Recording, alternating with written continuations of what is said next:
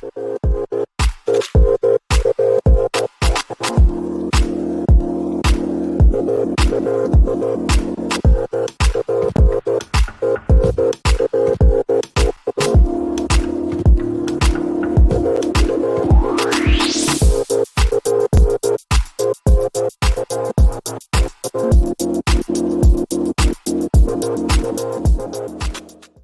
hello listeners and watchers, welcome to another show of the SDR DiscoCall podcast. I'm your host Neil Buyan, and today, as always, I'm excited. We've got a great guest on board, and this is somebody, as per normal, I connected with on LinkedIn. We got the talking and we thought, why don't we get him on the show? So just a reminder, if you're watching this or if you're listening to this through YouTube or through podcast, please make sure that you rate and subscribe and share so we can help more SDRs out there. So I'd love to introduce somebody that I recently met with a few weeks back, Mike Judge from Turtle. Mike, how are you doing today, sir?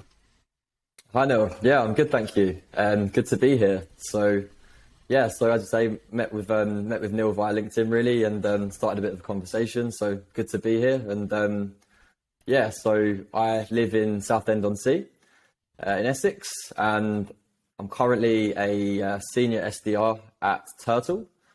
So Turtle is a enterprise content automation platform, and we help businesses to create, distribute, and personalize content assets.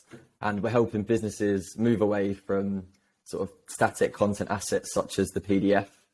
So I've been working at Turtle for nearly 2 years now, really enjoying it, and liking the sort of SaaS world and technology world as well. So happy to be talking to you, Neil. Thank you so much for a great introduction, and it's a pleasure to have you on the show as well, Mike. So obviously working out in the world of SaaS at Turtle, UK SDR and a senior SDR at that. And again, we've been talking for some time, so I'm really glad to get you on the show. So again, if you're watching this on our YouTube channel, you'll be able to see me sharing my screen. And what I love to do is kind of like give a bit of context as to, like what I saw on LinkedIn, to give a bit of a story as to who Mike is.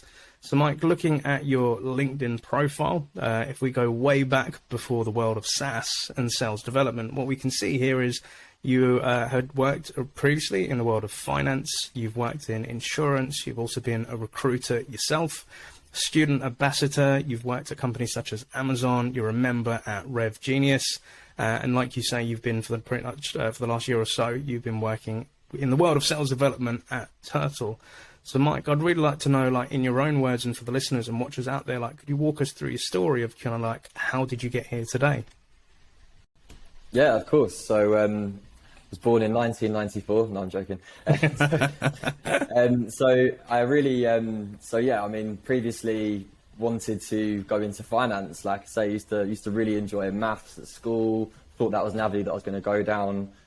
I'd done my work experience in year 10 at an accountant's, which was, it was enjoyable. But after 2 weeks of doing it, I knew that it really wasn't for me. So after that, I'd always had a bit of a passion for sales. I was one of the kids at school that you probably used to buy like a Lucozade or a Mars bar off. That was me. So I was always into sales, probably fancied myself as a bit of gift of the gab. Not really too sure. But after that was really went into sort of like telesales, like cold calling, inbound and outbound at Insure and Go. Yep. That was when I was doing my A-levels. So when I was at sixth form and then college.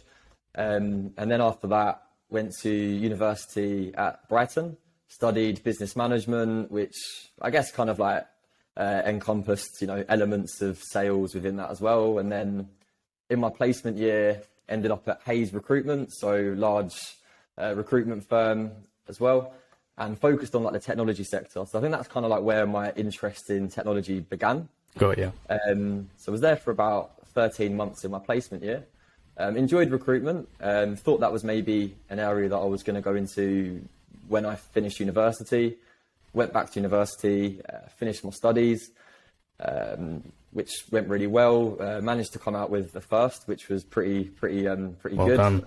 I wasn't too sure I was going to get that in my second and first year, to be honest with you, but managed it. So that was good. And then after university, was really just trying to sort of find the right role. Thought thought about going back to Hayes, back into recruitment. And then I found sort of a good opportunity at Amazon. So I was working at Amazon in business development for about, again, just under 2 years. Yeah. So I was working on the marketplace side in the UK and was really working with marketplace sellers and businesses to help them onboard onto marketplace and ramp up their sales and just really sort of make the most of their selling experience on Amazon. Worked there for, as I say, nearly 2 years. It was an enjoyable experience. It was, as you know, massive company, lots of opportunity. Obviously, in big companies as well, you know, there's always an element as well where like the impact that you can make potentially maybe isn't as great as you may want it to be. So after that, I kind of decided, you know, maybe it was best to leave. Took a bit of time out. Didn't really know what I was going to do. I was thinking about going back into recruitment.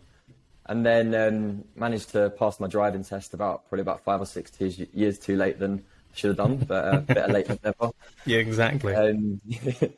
And then really just sort of like came across, you know, I was interviewing at a lot of places, trying to be quite careful and selective. You know, I didn't sort of rush into anything. And then I found a job ad at Turtle, which, to be honest, it was one of the best job ads like I'd ever seen. I still think to this day, like it was just really like, it just really like hooked me.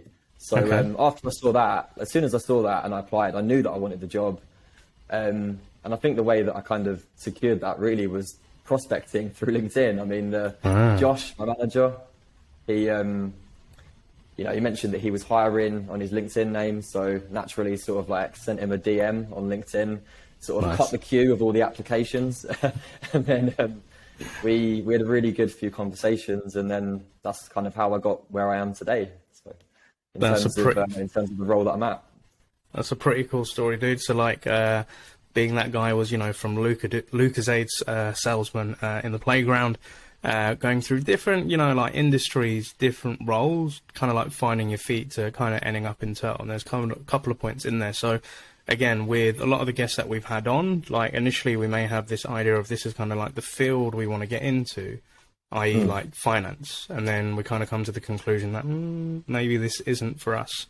And then I heard a lot of things, like different roles that have kind of, you know, helped you out to become like an SDR that you are today. So like, you know, like doing cold calling, working with recruitment.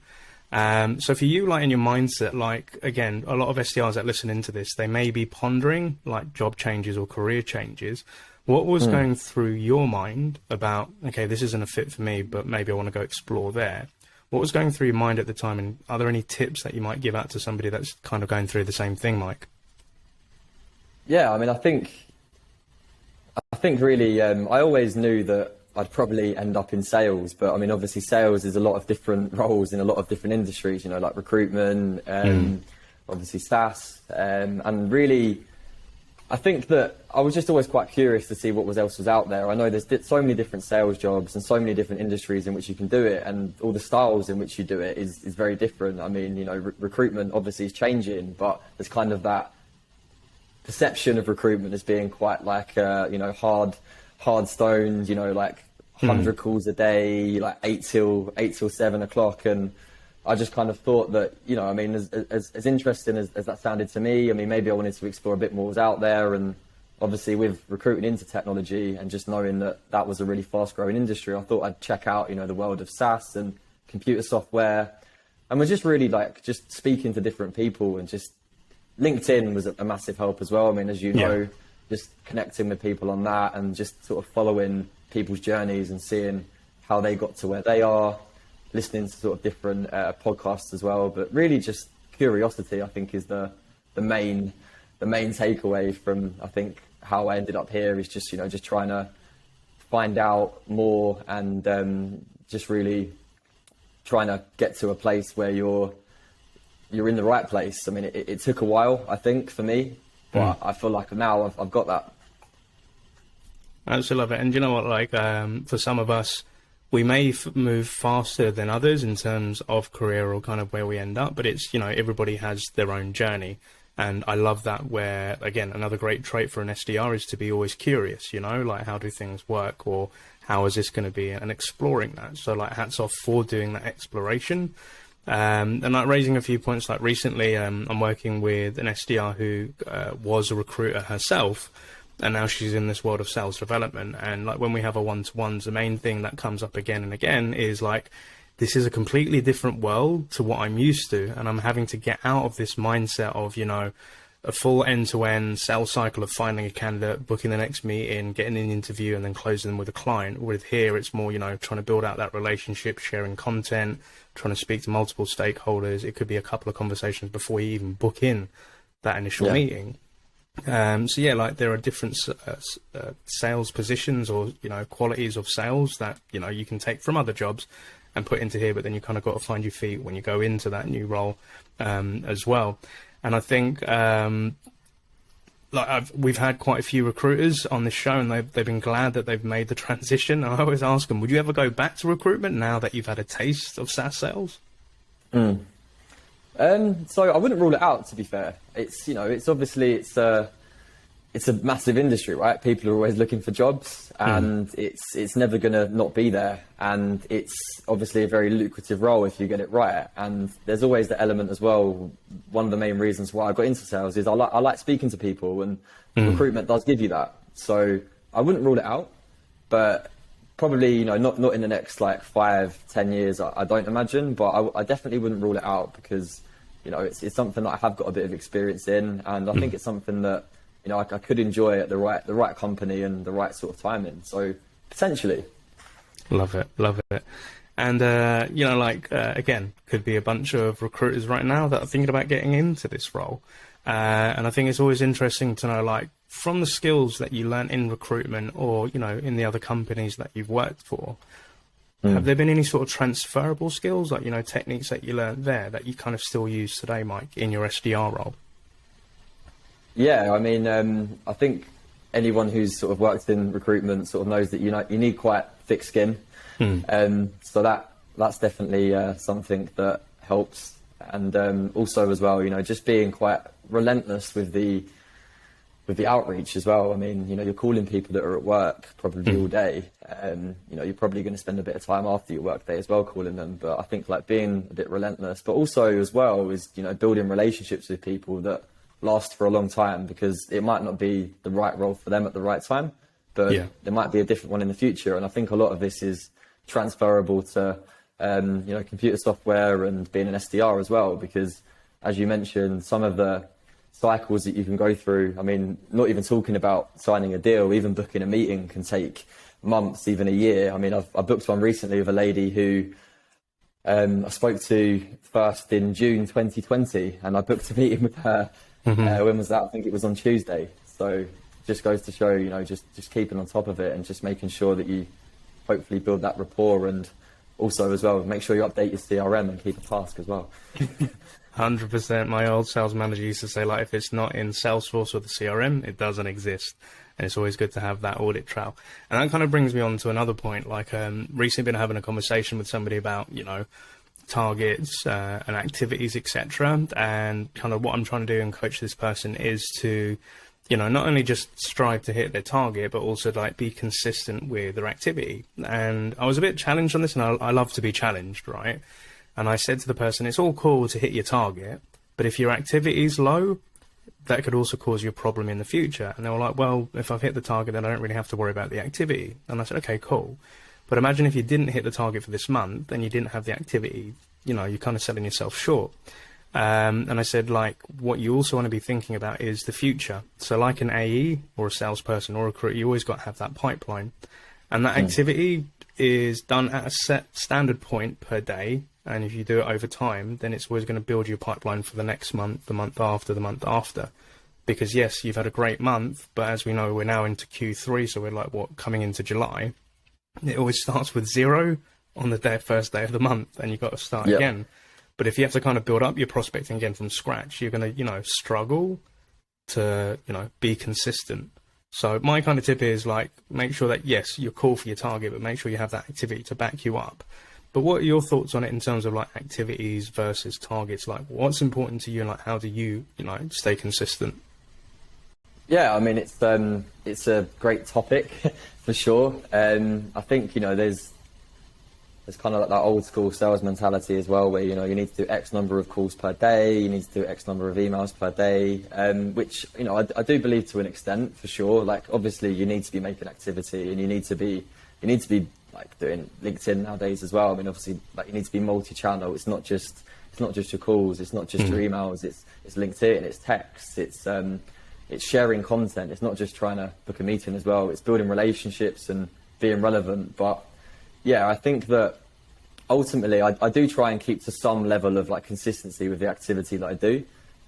However, like for me personally, I think that it's about having like awareness as well of like who are the right people to call at the right time, like making sure that you've taken a note of if you've spoken to someone but it wasn't the right time, like leaving good notes about what you spoke about, why it wasn't the right time, making sure you've got the task to follow up as well. And then, I mean, a lot of my meetings now are just coming through sort of like follow-ups from people that I've spoken to about a year ago that weren't ready.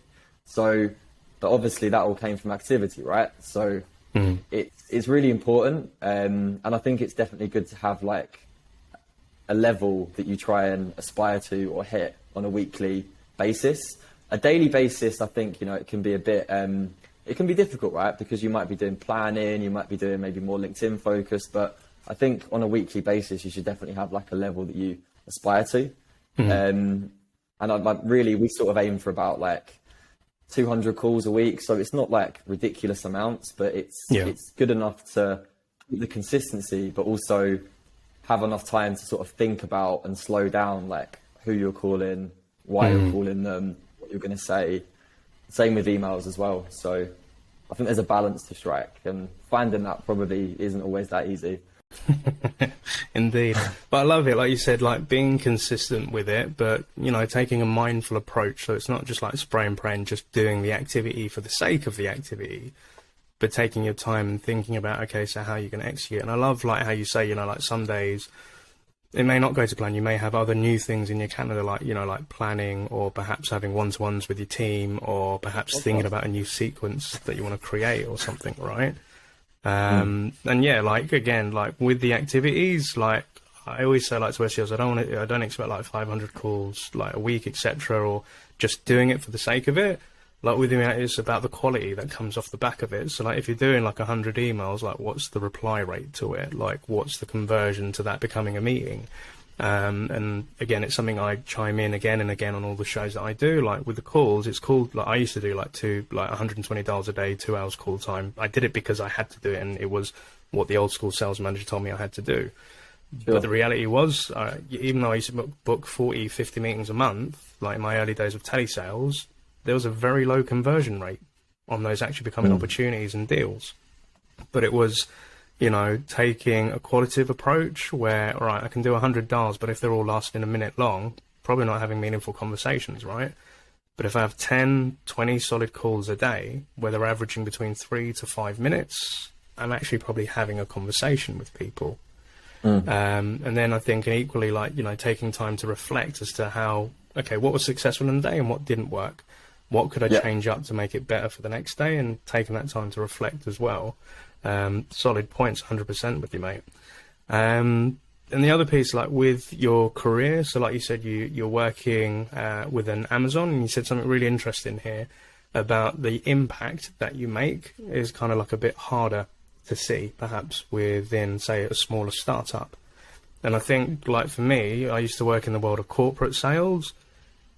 Yeah, I'd book meetings, but I would never hear about the deal closing or the new logos that we've acquired, etc. And, you know, I wouldn't know what my direct impact was. So for you, what did it mean, like, you know, not being able to see that impact, and how does it like differ working in a startup environment for you, Mike? Yeah, I think that, you know, having the sort of transparency across the board of, like, to a degree, you know, of what's going on, you know, how things are going. You know, on my first day at Turtle, I met with the CEO, Nick, which, you know, you're not going to get that in a lot of companies. I mean, obviously, when I joined, we were not early days. They've been around for about 4 years. We were about 50, 52, 53 people. We've nearly doubled since then in the last sort of about 20 months. Wow. But I think that, you know, I mean, it's hard to say, because within a big organization like Amazon as well, it's kind of like a startup in its own right, in its way that it's going into many different verticals and industries and got so many different business units. So it was almost like I was working in a startup as well. Yeah. And it was a very, very, very big startup. But I think the obviously with Turtle as well, I kind of found a place where you can find out a bit more about like revenue targets, and find out a bit more about like what the intentions of like your leaders are, and you get a bit more face time with them, which I think is valuable. Not to say that certain people don't get that in certain organizations. It's probably just maybe an experience that personally I had. So yeah, 100% with you, dude. And I agree with you. Like a lot of guests have said that, like when moving from like a corporate world into a startup world, getting that face time with the leadership, seeing how like they structure and build a company and how they're hiring, and as it's growing, like you see employee number 50, employee number 65 coming along, and you kind of feel like you're part of something special versus a company that's already been defined and people know like who they are as well. And everybody experiences it in different ways. I think like back to my time when I joined on board in companies where I've been employee number 52, then I've been employee number 98, and most recently at the company that I'm working with at the moment, we're not even at the 100 mark, but I'm employee 90 something. And I went to our first ever sales kickoff, and funny enough, this was the first sales kickoff I've attended since January 2020. So I felt a bit fresh, and I was like, oh, I've missed this, like seeing a whole team company, but seeing like how they've grown, like how many people they've added to it, kind of like what's like the projections for the next year. We're hiring more people, and for some people it can be really unsettling, for others it can be really exciting. But again, to that point of feeling like you're part of something, I think is a key thing that I found, and a lot of the SDR guests have said that when they've joined into these startups as well. And with Turtle, so obviously there are elements that really remind me of my days of working at Showpad in terms of content with PDFs and like helping like people have these better conversations through the tool. Who are the type of people that you normally speak to on a day-to-day basis when you're trying to introduce Turtle, Mike? Yeah, so the genesis sort of began in marketing. So naturally, like VPs of marketing, demand generation marketers, account-based marketers, really sort of moving into the sales space as well. So, moved into the sales space. So sales enablement leaders as well, VPs of sales, and channel and partner marketing as well. They're kind of like the core personas that we sort of target. But I mean, really, it's a content format that can be utilized throughout any part of the business. So we can really be speaking to like heads of talent acquisition for like recruitment packs, or we can be speaking to internal communications who want to sort of create more engaging content for their employees and sort of see, is it performing? Are they actually reading this? And, and the interactive elements as well can sort of help you tailor and personalize future content to, perform even better. So it's a range, but primarily sort of like marketing and sales. Yeah. But I'm sure like as time goes on, we're going to be moving into lots of different sort of personas as well. Indeed. And you know what, like, again, similar to companies that I've worked with, and even more recently, like with my current job that I'm in, we're working with like employee communications, like director of comms, IC managers, etc. And yeah, I've been in places where we've sold to VPs of sales and VPs of marketing. Sales enablement is a very like close to my heart topic, especially like with HappySelling and training, etc. Sure. But what's really cool by the sounds of it, Mike, is you're talking to different departments, you're talking to different roles, you're talking to different personas. You must get like a really mixed bag of cool knowledge that you're learning from like, how these companies are doing what they're doing and how they execute their strategies. Has there been anything like, like an aha moment, like when you've been speaking to like a marketing team to see their strategy or working with sales? What cool things have you learned which kind of helped you out in your sales role? So... Well, one thing I learned is not all VPs of sales like being called. But apart from that, definitely. I mean, I think it's testament as well to like when I was onboarded, like Josh and the marketing team as well and leadership team, like they've got a really good grounding of like enablement documents that we use that sort of talks to the personas that we're talking to. So sort of talks to the personas that we're targeting. Apologies. But yeah. So I think that, yeah, I mean, generally I'm prospecting into computer software technology companies, and it's mainly large enterprises, so they can be quite fragmented. They're not really too sure how content's being used in different parts of the business. There's not too much alignment as well. But I think as well, there's in some businesses as well, there's always that like curiosity to sort of try new things and tools. And so I think that to take away, I think some businesses, you know, they're using a lot of platforms, and I'm not sure if they're using them as well as they potentially could be. There's a lot of tech out there right now, and I think a lot of businesses are going down that consolidation phase at the moment as well, where they've got so much tech they don't know what to do with it, which as a tech salesperson can be quite difficult. Yeah. I think that it's very mixed and very varied depending on the companies, but you know, at the end of the day, everyone's got the same goal to some extent, which is to sort of grow the respective companies they're working on and make sure that they're seeing what's out there and being like with an ear to the market and just like making sure that they're not falling behind. 100%, dude, 100%. And you're right. Like, I remember my days at like Shope had very similar thing to like with Turtle, with content and enablement. I remember speaking to a lot of VPs of sales or VPs of marketing, and I'd say like, you've got this PowerPoint presentation that's initially created by marketing to enable the salespeople to, you know, sell the message and the vision of what the company's doing. And I used to say to them, like, do you know if this content's being used? Do you know if it's being shared by your salespeople? They were like, yeah, we think they are. And I was like, you think? Like, how do you 100% know? And then I said, well, look, me being a sales guy, I used to take like my PowerPoints and I used to like rip them apart with what marketing did, put in my own logos, put in my own text. And I said, like, how do you guys ensure that you've got version control? So for the listeners out there, in terms of I create a PowerPoint and I want it to be the version that goes out, but somebody else could unlock that PDF or, you know, that PowerPoint, and they're then mutilating it, is the way that I used to put it to marketers. And they're taking your lovely content and they're completely destroying it and creating their own version. And with salespeople, like with VPs of sales, we're like saying, so do you know what your team are doing out in the field? Do you know how they're interacting with their prospects? They're like, yeah, we catch up like once a week. They tell me what's going on. And I said, but past that, what do you know? Like, we don't have that insight. And again, to your point, they'd be saying we've got multiple tools. We've got like Dropbox, we've got Google Drive, we've got all of this. And I said, well, how do you know what's living in there and how effective it is, like, to help you guys sell? And they'd be like, we don't.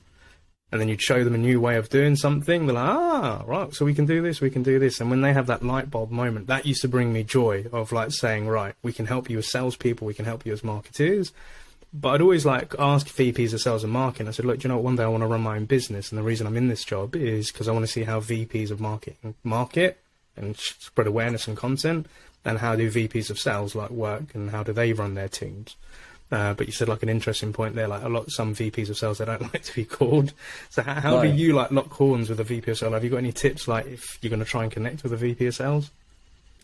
I mean, generally I think generally they're probably one of the more favourable people to call, but, you know, occasionally, like in anything, you do get that anomaly where they don't like being called, or how did you get my phone number or whatnot. But I generally just try and pose a question, you know, like, you work in sales, you must have called people at some point, or where did you get my number from? Oh, I use this plugin, I'm sure your sales team use it. You know, it can vary how that sort of goes down with a different person, depending on, I guess, like what day it is and what's been going on in their day, I guess. But I think that, you know, you've always got to be understanding and just don't take it to heart, really, is the key. But I love speaking to VPs of sales as well, because it's kind of like it's like that opportunity to probably learn from someone, hopefully, who's got, you know, a bit more experience than me and can probably teach me something on the call as well. 100%. I really love that. And I love that technique, like you said, like kind of bringing it back to like common ground. Like, you've been in this position, you've had to call people, you know, this is how I found numbers, your team might be doing this as well. I think that's a really nice way to build rapport with somebody. But again, it could depend on how much of a good day they've had, a bad day. Yeah. And you might get a nasty like feedback on the phone. But to your point, like, try not to take it to heart. But I love that element of, you know, trying to learn from something that you might be able to take from that call that can help you out in your career. I remember, again, my time at Showpad, I went up to, where was it? I think it was Teesside. And I met, it was a manufacturing company, and I went to go introduce the platform and do the whole AE thing. And I remember I was doing the demo, I was doing like the recap, and I was talking about the next steps. And the VP of sales was sitting next to me in a boardroom. And all these other sales guys, they got their arms like this, like, who the hell is this guy? He's like some new age techie salesperson, because they worked in the world of traditional manufacturing. So it was completely like mind blowing for them. But I remember the VP of sales just like midway through the meeting, like he said, "All right, gents, we're all going to take a break." And the sales guys walked out and he said, "No, Neil, stay here. I just want to chat with you." He's like, the way that you ran this meeting and the way that you did the next steps and you explained everything, where did you learn this style from? And I said, "Oh, I learned it from other salespeople. I've read books and stuff like that." And he just said, "There's a book that you should read." And he was talking about like spin selling. And spin selling is something I learned way back in the day. But he was like telling me like certain chapters that I should be reading and what I should be doing. And he just said, "Look, I'm really impressed in the way that you act as a salesman, like salesman to salesman. I like it, and let's kind of stay in touch." Unfortunately, the deal never closed because I made a really bad boy error of trying to like bring him across the line when he wasn't ready to do it, and he got offended. I remember he said to me, he said, "Neil, like, look, I respect you as a salesperson, but that technique that you use to try and get me onto a deal with like a carrot in front of me, I don't like that. So we're not going to move forward on that basis." And I learned a big lesson, and I still speak to him every now and then, like to ask advice, but you know, trying to learn from other people that not only are you trying to sell to, but you know, what you can take for yourself as a sales professional. And obviously, like before we got onto this call, like we're talking about careers and, you know, aspirations, etc., like kind of where you want to go. And I've seen like on your LinkedIn profile, it says like you are an SDR, you was working in the enterprise space, and then you become a senior SDR. And this is something I'm seeing like with a lot of other LinkedIn profiles. And to me, when I never used the term senior, I was an SDR, then I just went to AE, then I went into the next role. And I've been asked questions like, "Neil, what are your thoughts on like making some of our current members into senior SDRs?" And I kind of said back to the person, I was like, "What does senior SDR mean? Is it somebody that's been in the role, you know, for a longer time, and they maybe have got a core focus in that role, or is it because their target's gone up and, you know, it's a bit harder to hit and it's kind of getting them prepped to become an AE?" For you, what does senior SDR mean at Turtle, Mike? Yeah, so I'm sure, as you say, it can probably mean different things in different companies, and it does seem to be a bit of a new phenomenon in a way in the world of computer software. But yeah, I mean, at Turtle, what it means here really is I'm still prospecting in the enterprise space, still booking meetings, still doing calls, still emailing, utilizing, you know, LinkedIn. But really, it's kind of working with the leadership team a bit more to sort of, you know, think about new tools, processes, messaging, and working with new joiners as well to help them on board, going through sort of, you know, like role plays, ramping them up, listening to calls, giving feedback. So it's a bit of element of like coaching and training. It's not like full-time management. Yeah. I'm not like a team lead. I don't necessarily lead a specific team. But it's really, I guess, just being kind of like that go-to person, because, as you know, a company that's growing, you know, my head of sales development, Josh, is very busy. He's getting pulled in many different directions, like a lot of people are. So it's good to, I think, have a go-to person or peoples or persons that you can sort of have that have got that knowledge or experience as a new sales development representative to go to and get feedback on, and just get a bit of, you know, how would you approach this? You know, I'm not, you know, it's not no one's opinion is necessarily right, but I think that if you can provide some valuable insights and just break down how you might approach it, then that may help. And that's kind of what I'm doing today. So that's what it means for me. But yeah, I'm looking at it as kind of like a stepping stone, you're right, to the next role, which will be an account executive in the next few months, hopefully. Think it will be positive affirmation. It will be, Mike. But I love that, sure because I think a lot of SDRs do ask me the question of like, what should I be doing before I take that next step? And I always ask them like, what is it that you want to be doing? And 9 times out of 10 is like they want to become an AE. And I try to remind them that being an AE is more than just doing a demo for 30 minutes to an hour. There's a lot of things that happen outside of that. So you're managing the relationship, you're handling objections, you've got threats, you've got competitors, you're talking to procurement, you're doing lots of different things. And you're having to perhaps re-educate re-educate people that you've been speaking to for the last year, but then introduce it and educate again for people that are new into that sales cycle. And something that I learned was, sometimes taking on more responsibility than what you're just tasked to do as an SDR. So like we're emailing, we're calling, we're prospecting. But as you mentioned, if the company's growing and you're able to help out newbies that are joining on board, like being that coach, giving feedback, perhaps you don't have it assigned to your quota or against your target, but you're there to help them up.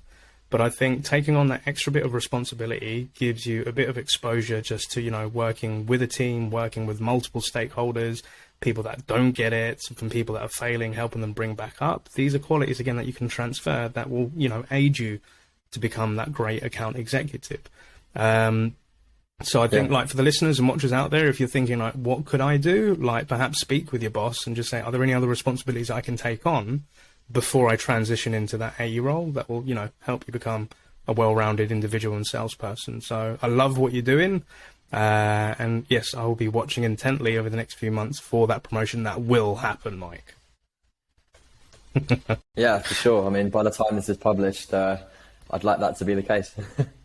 Indeedy. And what we could do is get you back as a future guest to see like how did that transition pan out and what are the ins and outs like to give tips for the future guests. Always planting the seed. I'm putting my pipeline in there for the podcast show. Of course, like any good seller would. Indeedy. So again, it's been absolutely great to get you on the show as well. Mike and I said would love to get you back on. And a question that I always want to ask our guests is, so here's a little bit of a twist. I normally ask what would be the 3 bits of advice that you'd give to your former self. And we most recently had a guest on that said, what 3 bits of advice would they give to their future self? If that Mike in the future is the, hey, what 3 bits of advice would you give him? So it's totally down to you. Which way do you want to go? Do you want to give the 3 bits of advice to your younger self or 3 bits of advice to your future self? I think for the listening audience, I'll probably go down the latter route. So the younger self, I think, just because I'm sure. I mean, but I'm sure there's a lot of cross bridges in that, and I'm sure they intertwine. So I think that we've mentioned it and we've touched on it a lot. It's like curiosity. You need to be curious. How are people doing things? Why are they doing it? When are they doing it? How long for are they doing it? And just really trying to get to the yes or the no. So just being curious and trying to learn. That's probably the first one. Consistency. We touched on that with activities as well. That's key. I mean, it's probably quite a simple one, but I mean, it can be quite easy to peak and trough. But I think on a weekly basis, you need to make sure that you're doing X to get to Y. So that's probably one as well. Yeah. And one that probably could be future and past is, like any salesperson would, if you want to work in sales, I think, you need to develop like a passion for people and for conversation and really try and like build rapport with people and work on skills like effective listening and elements like that. So that's probably the 3 key takeaways I'd probably give. Absolutely love it. Thank you so much for that. So again, stay curious, like always explore, be consistent, like you said, in order to hit X to reach Y. And again, like with like learning and continuously doing this, like improving yourself and having that passion to love what you do, right? So future Mike, if you're re-listening to this, remember the advice that the younger Mike gave to yourself. So yeah, in essence, we actually just did that. We've given our future Mike just some advice as well to remember. But absolutely love it, Mike. And are there any shout outs that you'd like to give on today's show? Yeah. I mean, there's a few, so probably stick down the sort of, I guess, business development route as well. I mean, I've got there's a couple of tutors at university who helped me quite a lot as well. Cool. So I'll probably shout out to them as well. So Keith, if you're watching, nice one. Julie as well, you're a star. And I think as well, like obviously in a company like that, like it's been really good. So I mean, Josh has really helped me progress. Carla in the marketing team as well. She's been really good to work with. And James is like the main account executive I work with as well. I've been learning from him over the last couple of years as well, and he's really been helping me. So I think that, shout out to all those guys for really trying to help me develop and just being approachable when I've needed them. Absolutely love it. So shout out to the tutors and shouts out to the team. So Mike Judge, SDR, well, Senior SDR from Turtle, I wish you all the best luck in the coming months, and fingers crossed for that promotion that will happen. And if any of the listeners or watchers want to reach out to you via LinkedIn, are you okay with that? Yeah, of course. On LinkedIn, Michael Judge. Find me on LinkedIn. Perfect. So listeners and watchers, I'll make sure I put that into the notes as well. And remember, we want to get this show out to help as many and inspire as many SDRs as we are out there at today. So again, don't forget to subscribe to our YouTube channel. Please rate us in your local podcast platform. But Mr. Judge, thank you so much. I wish you a great week and a great weekend. We've got the England game tomorrow as well, so fingers crossed that we get through. You never know, stranger things have happened. But dude, most thank you again, and happy selling. Say that again, say that again. It came home. I was going to say, let's hope it came home. We're talking to our future self. Indeed, 100%. But Mike, have a beautiful week, sir, and happy selling. Thank you. Cheers. It was great to speak to you again.